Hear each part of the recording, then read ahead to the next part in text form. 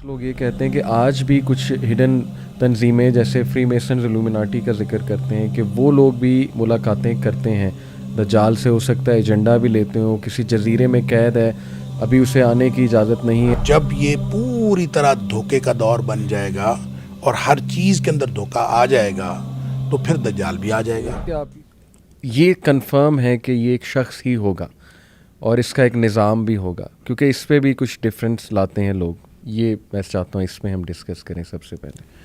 بسم اللہ الرحمن الرحیم۔ دیکھیں، دجال کو جب ہم لفظی طور پر دیکھتے ہیں نا تو وہ دجل سے ہے، اور اس کا مطلب دھوکہ دینے والا، اور دجل کا مطلب دھوکہ ہوتا ہے، دجال کا مطلب بہت بڑا دھوکے باز۔ صحیح ہے، صحیح۔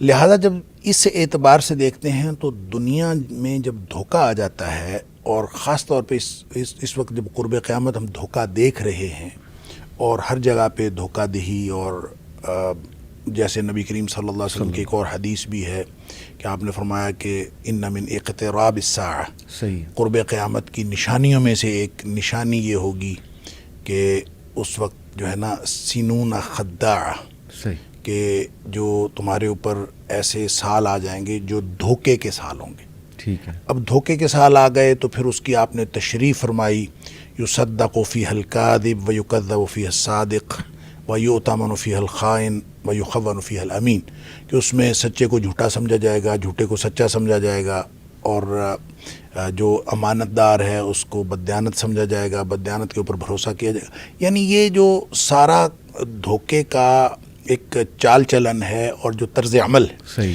وہ جب پریویل کرتا ہے معاشرے کے اندر تو لگتا یوں ہے کہ یہ دجال ہے۔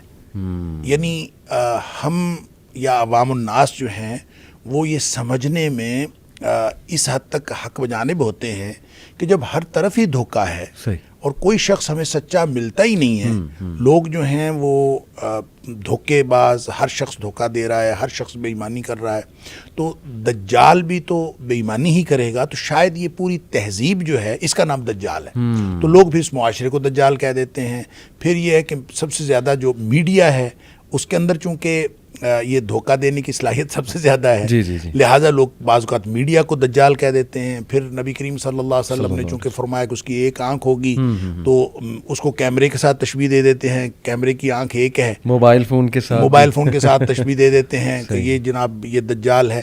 علی ھذا القیاس، یعنی اس طرح سے لوگوں کو اپنے جو ویوز اپلائی کرنے میں اور احادیث سے جو مطلب اخذ ہوتا ہے اس کو اپلائی کرنے میں لوگوں کے اپنے تجربات شامل ہیں، صحیح، اور لوگ اپنے تجربے کی وجہ سے یہ چیزیں جو ہیں اس کے ساتھ اٹیچ کر دیتے ہیں، وگرنہ آپ نے جو بات کہی نبی پاک صلی اللہ علیہ وسلم کی احادیث سے بالکل واضح ہے کہ وہ شخص ہوگا، وہ ایک آدمی ہوگا، صحیح، اس کا باقاعدہ ماں باپ کے گھر پیدا ہوا ہوگا، اور اس کی ایک شخصیت ہے، صحیح، اور اس شخصیت کے ہونے کا ایک جو ثبوت ہے، دیکھیں یہ نو ڈاؤٹ کہ نبی پاک صلی اللہ علیہ وسلم بہت ڈراتے تھے اس فتنے سے، بلکہ آپ نے فرمایا کہ آدم علیہ السلام کی تخلیق سے لے کر قیامت کے وقوع پذیر ہونے تک صحیح، سب سے بڑا فتنہ۔ بالکل ٹھیک، اب دیکھیں وہ سب سے بڑا فتنہ اسی وجہ سے ہے کہ وہ لوگوں کو دھوکہ دے گا، بالکل، اور جب لوگوں کو ڈیسیو کیا جاتا ہے تو اب آپ سامنے عقل مند ہو، سامنے جتنا مرضی صاحب فہم و فراست ہو، جب اس کو آپ دھوکہ دے دیتے ہیں تو وہ شخص دھوکے میں آ جاتا ہے، اور دھوکے میں آنے کے امکانات موجود ہوتے ہیں۔ بالکل، اسی لیے نبی کریم صلی اللہ علیہ وسلم کی بے شمار حدیث کے بارے میں اس کے بارے میں ہیں کہ جب آپ کو پتہ چلے کہ دجال کا ظہور ہو گیا تو آپ نے اس کی طرف نہیں جانا بلکہ اس کے دور جانا ہے، کیونکہ ایک شخص کہے گا کہ میں تو اتنا صاحب ایمان ہوں، میں اس کے ساتھ جا کے بات کروں گا، مجھے میں تو جناب، اور وہ جائے گا، جا کے اس فتنے کا شکار ہو جائے گا، کیونکہ دھوکہ ہے نا۔ صحیح ہے، لہذا دجال کا جو لفظ ہے یہ ہمیں اپنے تجربے کے ساتھ جب ہم اس کو اٹیچ کرتے ہیں تو ہمیں ہر دھوکے باز چیز جو ہے وہ دجال لگتی ہے۔ اس لیے آپ کو سوشل میڈیا کے اوپر بھی اور مختلف لوگوں کے درمیان مختلف قسم کی انٹرپریٹیشنز ملتی ہیں۔ صحیح ہے، نبی کریم صلی اللہ علیہ وسلم کے دور میں ایک شخص تھا، صحیح، ایک لڑکا تھا، بلکہ یہودیوں کے ہاں وہ اس کا نام تو صاف یا صافی تھا، صحیح، لیکن اس کو ابن سیاد کے نام سے وہ مشہور تھا۔ بالکل، بالکل، تو اب اس کے بارے میں صحابہ کرام نے باقاعدہ نبی کریم صلی اللہ علیہ وسلم سے یہ عرض کیا کہ اس کے اندر ہم کچھ چیزیں ایسی دیکھتے ہیں جو عام نہیں ہیں، عام لوگوں میں نہیں ہوتی، لہٰذا ہمارے خیال میں وہ دجال ہے. بالکل ٹھیک. تو نبی کریم صلی اللہ علیہ وسلم تشریف لے گئے، آپ نے اس کے ساتھ گفتگو کی. اس کا مطلب یہ ہے کہ نبی پاک صلی اللہ علیہ وسلم کا اس کو کنسیڈر کرنا، وہ دجال تھا کہ نہیں تھا، اس کے بارے میں آگے بہت ساری احادیث ہیں، وہ دجال تھا کہ نہیں تھا یہ ایک الگ بات ہے. ٹھیک ہے. لیکن نبی کریم صلی اللہ علیہ وسلم نے اس کو کنسیڈر کیا، آپ نے اس کے ساتھ گفتگو کی، حتیٰ کہ وہ کوئی کہانت وغیرہ کرتا تھا، یعنی تھا تو یہودیوں کی اولاد، لیکن وہ کوئی کسی سے کہانت سیکھی تھی یا اس کے پاس کوئی ایسی چیز تھی. کہانت کہتے ہیں کسی چیز کا حساب لگا لینا. بالکل صحیح. اور وہ حساب لگا لیتا تھا. اس کو کوئی قدرتی صلاحیت تھی یا جو بھی کچھ تھا، تو وہ ایک ایسی بات کرتا تھا جس سے لوگوں کو شک ہوتا تھا کہ یہ کوئی مافوق الفطرت قسم کی چیز. صحیح. اس لیے صحابہ کرام نے نبی پاک صلی اللہ علیہ وسلم سے فرمایا. آپ نے جا کے نا امتحان لینے کے لیے آپ نے یہ فرمایا بھی کہ آپ نے فرمایا کہ تم بتاؤ کہ میں نے دل میں کیا چیز سوچی ہے. تو وہ آگے سے کہنے لگا دخ. اچھا، نبی کریم صلی اللہ علیہ وسلم فرماتے ہیں میں نے دخان یعنی دھواں سوچا تھا، اور اس شخص نے ایسی ہی بات اس سے ملتی جلتی گیس کر لیا، یعنی اس نے ایک بہرحال اس کا گیس جو تھا قریب تھا. تو آپ صلی اللہ علیہ وسلم فرمایا کہ اس سے آگے تو نہیں جا سکتا. گویا حتمی علم تو اللہ کے پاس ہوتا ہے، اور یہ تک بندی کر لیتے ہیں لوگ جو حساب کتاب لگاتے ہیں کاہن وغیرہ. تو اس نے ایسی بات کر لی. اس کے بعد وہ شخص کافی دیر زندہ رہا.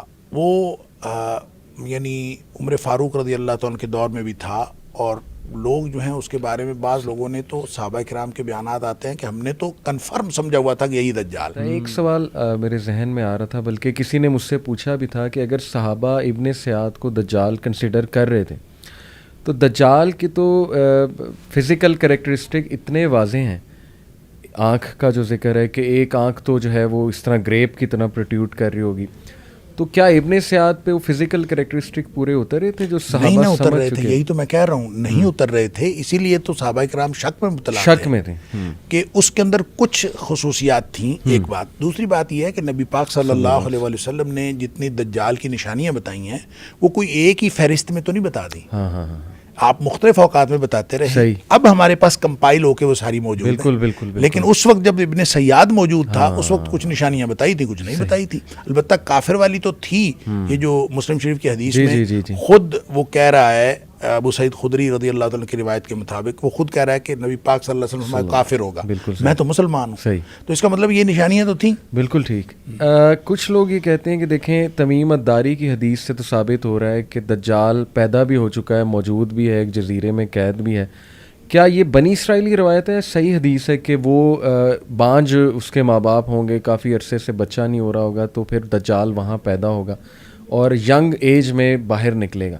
تو کیا اس نے پیدا ہونا ہے دوبارہ سے یا وہ پہلے سے موجود ہے؟ یہ تھوڑا سا کنفیوژن ہوتا ہے. پیدا ہونے کے بارے میں تو کوئی صحیح حدیث نہیں ہے. صحیح ہے کہ نبی پاک صلی اللہ علیہ وسلم ایسی کوئی بات فرمائی ہو کہ وہ پیدا ہوگا فلاں جگہ ہوگا. ٹھیک ہے. البتہ جو تمیم داری والی روایت ہے اس کو نبی پاک صلی اللہ علیہ وسلم نے انڈورس کیا ہے کہ دجال ہی تھا. اور وہ جب وہ دیکھ کے آئے ہیں، مل کے آئے ہیں، پھر اس نے جو نشانیاں پوچھیں وہ بھی نشانیاں نبی کریم صلی اللہ علیہ وسلم نے بتائی ہیں. بالکل ٹھیک. اور اس کا مطلب یہ ہے کہ وہ شخص پیدا ہو چکا ہے اور کہیں پہ اس کو کسی جگہ پہ قید ہے، یا اس کو خاص موقع پر اس کا ظہور کے لیے، کیونکہ جتنے بھی الفاظ احادیث میں آتے ہیں کہیں بھی یہ نہیں آیا کہ وہ پیدا ہوگا. صحیح. ظہور ہوگا. اور ظاہر اس چیز کا ہوتا ہے جو پہلے خفیہ ہو، مخفی ہو، اور مخفی چیز ظاہر ہو جائے. بالکل ٹھیک. اور اس لیے دجال کے بارے میں جتنی دفعہ بھی نبی پاک صلی اللہ علیہ وسلم نے ظہور کی بات ہی ہے. حتیٰ کہ مسلمانوں کے وہ جو قسطنطنیہ کے اوپر مسلمان جو ہیں وہ حملہ آور ہو رہے ہوں گے اور مسلمان وہاں پہ یعنی فتح حاصل کریں گے، تو ان کو بتایا جائے گا کہ پیچھے سے دجال کا ظہور ہو گیا ہے اور وہ واپس دوڑیں گے، حالانکہ دجال کا ظہور نہیں ہوا ہوگا. تو وہ واپس دوڑیں گے. تو ظہور ہر جگہ پہ ظہور کی بات ہے. بالکل. اس کا مطلب ہے کہیں مخفی ہے. تو تمیم داری رضی اللہ تعالیٰ والی جو حدیث ہے وہ اس کو انڈورس کرتی ہے کہ وہ کسی جگہ پہ موجود ہے اور ایک خاص وقت میں وہ ظاہر ہوگا. یہی فتنہ دجال کے نشانیاں ہیں جو حدیث میں بتائی گئی ہیں کہ وہ مردوں کو زندہ کرے گا، پھر یہ کہ وہ ایسے میریکلز دکھائے گا جیسے لوگ حیران ہو جائیں گے. اس کے ہاتھ میں رزق ہوگا، جدھر جائے گا قحط سالی لے آئے گا، جدھر جائے گا وہ جو ہے رزق دے دے گا لوگوں کو, اس کے ہاتھ میں جنت ہوگا, دوزخ. تو لوگ اس کو نا ماڈرن چیزوں سے ریلیٹ کرتے ہیں بہت زیادہ. تو کیا یہ اپروچ ٹھیک ہے؟ اس کی کتنی حد تک اجازت ہے؟ اور ہمیں کیا غور و فکر واقعی کرنا چاہیے ان حالات کو سامنے رکھتے, تاکہ ہم خود بھی وارن ہوں, اپنی جنریشن کو بھی وارن کر سکیں کہ دیکھو فتنہ تو تمہارے سامنے ہے, موومنٹس ازمز اور اسکزمز کتنے چل رہے ہیں, اور ہماری بچیاں غلط سائٹ پہ جا رہی ہیں, LGBTQ آج آپ دیکھ لیں, یہ ساری چیزیں ریلیٹ کرنا ٹھیک ہے؟ دیکھیں اصل میں نا آپ اگر اس کو جیسے آپ نے کہا پری دجالک دور اگر اس کو ہم کہہ دیے جائے تو یہ غلط نہیں ہوگا. میرے خیال ہے یہ تو اس میں تو کوئی حرج نہیں ہے صحیح کہ دجال کے لیے پورا ماحول تیار ہو رہا ہے. بالکل ٹھیک. ایک اس کے لیے پورا ایک سرکمسٹانسز کریٹ کیے جا رہے ہیں, اور جب یہ پوری طرح دھوکے کا دور بن جائے گا اور ہر چیز کے اندر دھوکہ آ جائے گا تو پھر دجال بھی آ جائے گا. ابھی تک یہ اس کے لیے تیار نہیں ہوا. اچھا. اور دوسری بات یہ ہے کہ اس کی ماڈرن چیزوں کو آپ ان کے ساتھ ریلیٹ کرتے جائیں, یہ کسی حد تک ریلیٹ ہو سکتی ہیں. اچھا. کیونکہ ہر چیز کے اندر دھوکہ ہے, اور خاص طور پہ میڈیا اور یہ جو AI جو ہے آرٹیفیشل انٹیلیجنس, جس میں آپ خاص طور پہ میٹاورس کا جو کانسیپٹ آپ نے بتایا, دیکھیں یہ زندہ کرنا تو نہیں ہے. صحیح. زندہ کرنے کے بارے میں تو بالکل کلیئر کٹ ہے کہ شیطان وہ جو دجال ہے وہ بالکل زندہ انسانوں کو زندہ کرے گا, اور جیتے جاگتے انسان نظر آئیں گے. اور پھر ایک وقت آئے گا جب وہ انسان کو قتل کرنا چاہے گا, وہ قتل ہی نہیں ہوگا. یعنی ایک وقت میں وہ بندے کو قتل کرے گا, زندہ کرے گا, قتل کرے گا, زندہ کرے گا, یہ اس کے پاس یہ اتھارٹی ہوگی. صحیح. لیکن جب اللہ کا حکم ہوگا تو پھر اس کے بعد یہ اختیار ختم ہو جائے گا. لیکن اس میں یہ نہیں ہے کہ اس کی کوئی حیت چینج ہو جائے گی, یا اس کے اندر یہ میٹاورس تو بالکل ایک آپ چپ ڈال کے آپ صرف اور اس کی میموری جو ہے وہ یوز کر سکتے ہیں.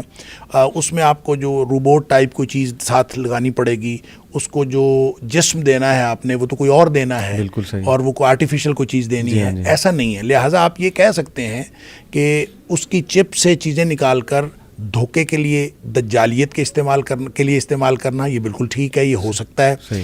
AI جو ہے اس سے بڑا یعنی جو اس وقت انفارمیشن ٹیکنالوجی اور جو ڈیجیٹل ٹیکنالوجی جس مقام پر پہنچ چکی ہے, اب آپ کی ہی تصویر, آپ کی ہی ویڈیو, آپ کی ہی آواز, اس پہ ایک نئی بالکل جو ہے نا وہ آڈیو بنائی جا سکتی ہے, اور آڈیو کریٹ کی جا سکتی ہے, آواز بھی آپ کی ہوگی, تصویر بھی آپ کی ہوگی, اور آپ ہی تقریر کر رہے ہوں گے, لیکن وہ گفتگو اصل میں آپ کی نہیں ہوگی.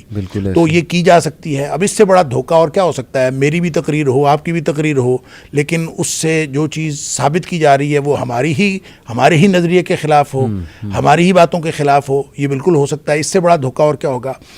اس طرح سے چیزیں جو ہیں آہستہ آہستہ میرا خیال ہے کہ یوں لگتا ہے کہ اہل ایمان کے ہاتھوں سے نکلتی چلی جا رہی ہیں. تو اس کو دجالیت کا دور کہنا, اس میں تو کوئی حرج نہیں ہے. بالکل ٹھیک. لیکن یہ کہنا کہ بس یہ دجال کے لیے بس دجال آیا ہی چاہتا ہے, یہ میرے خیال میں درست نہیں ہے.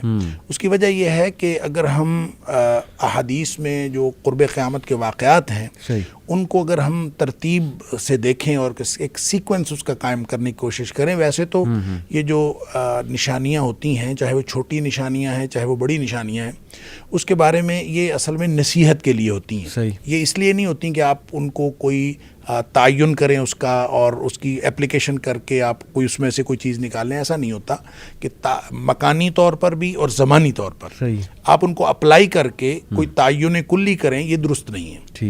ہاں اس سے نصیحت حاصل کریں, اور قرآن میں بھی اللہ کریم نے فرمایا کہ جتنی بھی نشانیاں ہیں اصل میں نصیحت حاصل کرنے کی, اور وہ یہ کہ قیامت کے آنے سے پہلے آپ ان نشانیوں سے ان کی وجہ سے نصیحت حاصل کر لیں. اب دیکھیں جب بڑی نشانیاں آنی ہیں, دجال سے پہلے امام مہدی نے آنا ہے, اور یہ کبھی بھی نہیں ہو سکتا کہ امام مہدی دجال پہلے آ جائے اور امام مہدی بعد میں آئے, ایسا نہیں ہو سکتا. لہذا امام مہدی کے ظہور میں جتنی چیزیں انٹرنیشنل سیناریو کے بارے میں یا عربوں کے حوالے سے یا مسلمانوں کے اوورال حوالے سے جو بتائی گئی ہیں, اس کے حوالے سے ماحول تیار ہوتا ہوا نظر آتا ہے. کیونکہ سب سے بڑی نشانی یہ ہے کہ امت مسلمہ کے پاس قیادت کا فقدان ہوگا, کوئی ان کا لیڈر نہیں ہوگا, امت مسلمہ کو لیڈ کرنے والا کوئی نہیں ہوگا. اب دیکھیں ہم دیکھتے ہیں کہ امت مسلمہ کے پاس کوئی لیڈر نہیں ہے. پھر یہ دیکھیں کہ اس میں یہ بھی آتا ہے کہ حج کے موقع پر دنیا کے علماء, جی حج کے موقع پر دنیا کے جو مسلمان علماء ہیں وہ اس کو ڈھونڈیں گے. صحیح صحیح. تو میں جب پہلی دفعہ حج پہ گیا تو میں نے وہاں دیکھا کہ حج کے موقع پر پوری دنیا کے علماء کو بلا کے ایک حج کانفرنس ہوتی ہے. اچھا. تو مجھے جب پتہ چلا نا کہ یہ حج کانفرنس ہوتی ہے اور اس میں پوری دنیا کے علماء کو بلایا جاتا ہے, تو میں یقین کرے میں نے سمجھا کہ یہ وہی نشانی ہے جو نبی کریم صلی اللہ علیہ وسلم نے بتائی. ان لوگوں نے ہی امام مہدی کو پہلے ڈھونڈنا ہے اور اسی طرح کی ایک مشاورت ہو رہی ہوگی. ظاہر ہے وہ ہر سال اس کے ڈیفرنٹ ٹاپکس ہوتے ہیں, اس کے اوپر گفتگو ہوتی ہے اور یہ حج کے موقع پر ہی ہوتی ہے. پوری دنیا کے علماء بھی ہوتے ہیں. تو جب قیادت کا فقدان ہوگا اور پھر اس میں عربوں کی آپس کی جنگ اور اس طرح کی نشانیاں جو آپ بتا رہے ہیں, بہت ساری چیزیں ریلیٹ ہو سکتی ہیں. اور لیکن ہم کوئی وقت کا تعین نہیں کر سکتے کتنی دہائیاں باقی ہیں یا کتنی صدیاں باقی ہیں یا کتنے سال یا کتنے دن باقی ہیں, ہمیں کچھ نہیں پتہ. یہ اللہ کو معلوم ہے. البتہ حالات یہ بن رہے ہیں. پہلے امام مہدی آئیں گے, امام مہدی آئیں گے, باقاعدہ جنگ ہوگی. امام مہدی کے آنے کے بعد جو مسلمانوں کے حالات ہیں, مسلمان نبی کریم صلی اللہ علیہ وسلم 3 حصوں میں ہو جائیں گے. 3 حصوں میں سے ایک حصہ تو وہ ہوگا یعنی 1/3 جنہوں نے امام مہدی کو ماننا ہی نہیں ہے. جی ہاں. اور اس کی وجہ تو ظاہر ہے یہ ہے کہ وہ انہوں نے نہیں ماننا کیونکہ انہوں نے جہاد پر بیعت لینی ہے. اب جو احادیث سے یہ بھی پتہ چلتا ہے کہ امام مہدی بیعت ہونے سے پہلے یعنی جب ان کی بیعت کی جائے گی اس سے پہلے وہ عام آدمی ہوں گے, وہ کوئی بہت ایکسٹرا آرڈنری پرسنالٹی نہیں ہوں گے. جس وقت بیعت کر لی جائے گی تو وہ کہیں گے میں جہاد پر بیعت لوں گا پھر, اور مسلمان جہاد پر بیعت کر لیں گے.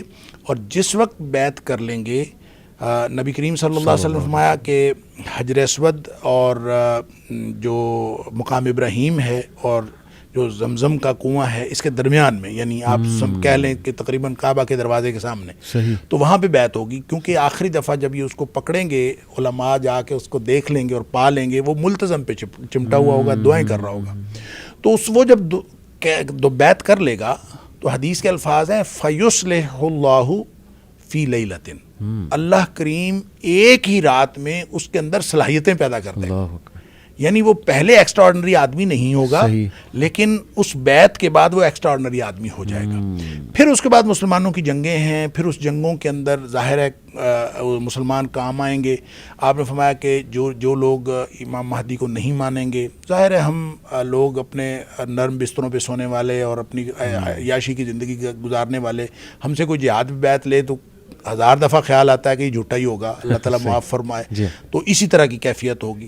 پھر جب وہ لوگ 2/3 جو ہیں جو اس کی بیعت کر لیں گے, ان میں سے 1/3 یعنی ہاف ٹوٹل میں سے 1/3 صحیح وہ شہید ہو جائیں گے. نبی پاک صلی اللہ علیہ وسلم فرمایا کہ ان سے بہتر روئے زمین کا کوئی اور شہید نہیں ہوگا. پھر جو ان میں سے بچ جائیں گے وہ اہل ایمان ایسے ہوں گے کہ ان کے ایمان کو کوئی اور چیز پھر ڈگمگا نہیں سکے گی. تو ان پر پھر دجال آئے گا, پھر دجال کے ساتھ اس کی لڑائی, اور پھر حضرت عیسیٰ علیہ السلام کا جو نزول, اور پھر یہ ساری چیزیں, یعنی سیکوینس یہ بنتا ہے. اس لیے جو لوگ ریلیٹ کرتے ہیں, جو آپ نے سوال کیا ان ماڈرن چیزوں کو, تو ماحول کے اعتبار سے ریلیٹ کرنا اس میں کوئی حرج نہیں ہے کیونکہ یہ دجالیت کا ماحول ہے. یہ کہہ دینا کہ دجال کے لیے ماحول تیار ہو رہا ہے درست ہے. یہ کہہ دینا کہ یہ چیز بھی اس دجالیت کے ماحول کے لیے یہ دجالی تہذیب کی ہے, ہو سکتا ہے. کیونکہ ہر چیز کے اندر دجالیت آہستہ آہستہ بڑھتی جا رہی ہے.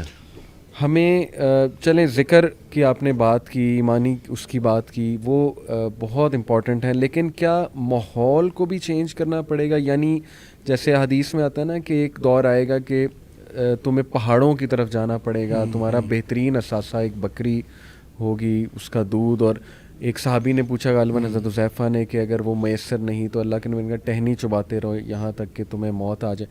تو سوال یہ کیا جاتا ہے کہ کیا یہ وہی دور ہے جب وہ آ جائے گا, ہمیں اس سے بچنے کے لیے ٹوٹل آرگینک ہونا پڑے گا, ان آرگینک لائف سے بہت دور, ٹیکنالوجی سے دور, یہ آرٹیفیشل چیزوں سے دور, اور اپنے آپ کو باقاعدہ ولیجز میں لے جانا پڑے گا, بلکہ میں آپ کو بتاؤں عمران حسین صاحب نے تو ولیج بنا بھی لیا اور وہ انوائٹ کرتے ہیں کہ یہاں پر آ کے رہو تاکہ تم ٹوٹلی محفوظ ہو جاؤ. تو اس لیول پہ جانا پڑے گا یا جو آپ فرما رہے ہیں کہ جیسے ذکر ہی انشاءاللہ ہمارے لیے اور ایمانی کیفیت کافی ہے؟ دیکھیں نو ڈاؤٹ آپ اگر اس سینٹرلائزڈ سسٹم کے ساتھ ہیں جو کل دجال کے ہاتھ میں چلے جانا ہے جی تو پھر آپ اس سسٹم کی وجہ سے سب سے زیادہ متاثر ہوں گے. ولنریبل. بالکل بالکل. ٹھیک ہے جی. لہٰذا اس سے بچنے کے لیے آپ کو اس سسٹم سے جتنا آپ ہٹیں گے اتنا زیادہ فائدے میں رہیں گے. تو یہ تو بات ٹھیک ہے. ظاہر ہے آرگینک چیزیں آپ استعمال کریں, آپ خود اگا سکتے ہیں. آپ اپنے گھر میں کیاری میں سبزی اگاتے ہیں, ایک وہ ہے, ایک وہ سبزی جو سپلائی ہوتی ہے, سپلائی تو رک جائے گی. اگر آپ نے گھر میں سبزی اگانے کی عادت ڈالی ہوئی ہے وہ تو نہیں رکے گی, وہ تو آپ کے گھر میں ہے نا. تو وہ چاہے آپ گاؤں میں ہیں چاہے کسی, یہ اصل میں اس کے اندر فلسفی ہے کہ اس کا مطلب یہ نہیں ہے کہ گاؤں میں رہنے والے لوگ بچ جائیں گے. صحیح. قطعاً ایسا نہیں ہے. کوئی اگر کسی کے ذہن میں یہ خیال ہے کہ گاؤں میں رہنے والے لوگ بچ جائیں گے اور شہر والے پھنس جائیں گے, ایسا قطعاً نہیں ہے. بالکل. مسئلہ لائف سٹائل کا ہے. آپ جس طرح کے لائف سٹائل کا اپنے آپ کو عادی بنا رہے ہیں نا, وہ لائف سٹائل دجالی تہذیب کا ڈیپینڈنٹ ہے, آپ کبھی نہیں بچیں گے. جتنا زیادہ آپ اپنے آپ کو انڈیپینڈنٹ کرتے جائیں گے اتنا زیادہ دجال سے بچنے کے لیے آپ گویا سبیل کر رہے ہیں. لہٰذا میں تو ہمیشہ کہتا ہوں اپنے بچوں کو رف ٹف کا عادی بھی بنائیں, اس کو ایمان کی بنیاد پر. دیکھیں نا حضرت ابراہیم علیہ السلام جو ہر دور میں ان کی مثال جو ہم دینی چاہیے, کیسا گھرانہ ہے.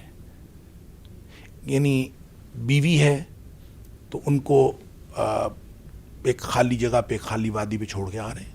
چھوٹا سا بچہ ہے ان کو چھوڑ کے آ رہے ہیں. کیسی بیوی ہے, ان کو چھوڑ کے آ رہے ہیں. کیا ان کو کوئی خطرہ نہیں تھا؟ سارے خطرات تھے. لیکن جب ایمان بنیاد بنا نا, پوچھتی رہیں پیچھے سے ابراہیم کیوں چھوڑ کے جا رہے ہو, کیوں چھوڑ, وہ بولتے ہی نہیں تھے. تو جب خود خیال آیا اللہ ہمارا کبھی حاضا, کیا اللہ نے حکم دیا ہے, تو انہوں نے پھر کہا نام, تو پھر شیر ہو گئی. اللہ نے حکم دیا ہے, پھر یہ کوئی چیز جو ہے مجھے کوئی خطرہ ہے ہی نہیں, اللہ سنبھال لے, اللہ سنبھال لے. وہی بچہ بڑا ہوتا ہے تو حکم ہوتا ہے, خواب میں دکھایا کہ اس کو ذبح کر دو. اب ذبح کرنے کے لیے بیٹے سے مشورہ کر رہے ہیں. اب وہ بیٹا کیا کہتا ہے, یا ابت فعل ما تؤمر.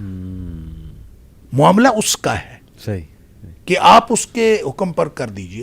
قربانی ہوئی تو نہیں, سبحان اللہ, قربانی تو نہیں ہوئی, بالکل صرف گفتگو ہوئی ہے. صحیح. اور وہ ایمان کی بنیاد پر ہوئی ہے. بالکل صحیح. وہاں بھی گفتگو ایمان کی بنیاد پر ہوئی ہے. لہٰذا آپ زندگی میں اگر کسی بھی, یعنی ہر دور میں وہ ایمان ہی ہے سکہ رائج الوقت اہل ایمان کے لیے. اگر اس کو آپ لے لیں گے انشاءاللہ دجال کیا کوئی اس سے بڑا فتنہ بھی آ جائے گا تو اہل ایمان کو اللہ تعالیٰ محفوظ رکھے گا. زبردست زبردست. جزاک اللہ خیر شیخ, اللہ آپ کو جزائے خیر. بہت ماشاءاللہ مجھے بھی فائدہ ہوا پرسنلی, کہ میں اس پہ ریسرچ کرتا رہتا ہوں, تو آج مجھے بھی بڑے آنسرز اس حوالے سے ملے. انشاءاللہ آپ کا صدقہ جاریہ میں بھی بنوں گا, آگے پھیلاؤں گا اس بات کو. اور یہ ویڈیو آئی ایم شیور بہت سے لوگ اپنے عقائد کو بھی درست کریں گے. اور جو آپ نے بات کی نا کہ ایمان ہی ہے at the end of the day, اور اللہ نے بچانا ہے. اور جو غار والی شیخ بات تھی نا, وہ اتنی ماشاءاللہ مجھے اسٹرائک کی. یوتھ کلب بھی اسی لیے ہم نے بنایا تھا کہ ایک چلو کوئی تو ایونیو ہو ہماری نوجوان نسل کے پاس کہ ایمان بچانے کے لیے, چلو آؤ بیٹھو کلاسز اٹینڈ کرو. تو بہت اچھا لگا شیخ, اللہ تعالیٰ آپ کے علم عمل میں برکت دے. جزاک اللہ خیر. آپ کو بلاتا رہوں گا شیخ, آپ سے ریکویسٹ یہی ہے ٹائم دیتے رہیں. حاضر بہت سے لوگ سننا چاہتے ہیں, آپ کو فائدہ ہوتا ہے انہیں. جزاک اللہ خیر. السلام علیکم ورحمۃ اللہ وبرکاتہ.